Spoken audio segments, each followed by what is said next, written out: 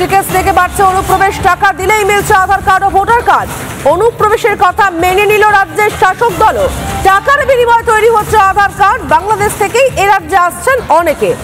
অনুপ্রবেশের কথা মানলেন শিলিগুড়ি তৃণমূল নেত্রী প্রিয়াঙ্কা বিশ্বাস। প্রবেশকারী বলতে আমাদের যেহেতু সীমানা লাগোয়া একদম বর্ডার এরিয়ার মধ্যে আমাদের এলাকাগুলো পড়ে, খড়িবাড়ি বলুন, ফাঁসিদেওয়া বলুন, মাটিগাড়া বলুন, এখানে স্বভাবতই মানে দেখা যায়, যেটা আমরা বিগত বছর থেকেও দেখে আসছি, যে প্রচুর মানুষ বাইরের থেকে আসছে। দেখা যাচ্ছে যে প্রচুর বাংলাদেশিও আসছে। আমার বাড়িতেই একজন পরিচারিকার কাজ করতে এসেছিলেন, সে আধার কার্ড নিয়ে এসেছিল। আধার কার্ডটা একদম নতুন বানানো ছিল। উনি যথেষ্ট একটু বয়স্ক মানুষ ছিলেন।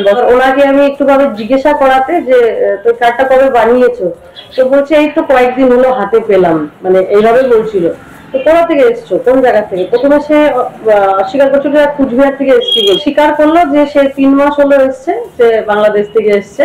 3 মাস হলো। সে আসার আগেই তার আধার কার্ড নাকি তৈরি করে দিয়েছে। আমি জানতে চাইলাম তার কাছে কে করে দিয়েছে। বলছে আমি নাম তো জানি না, টাকা নিয়েছে কিন্তু করে দিয়েছে।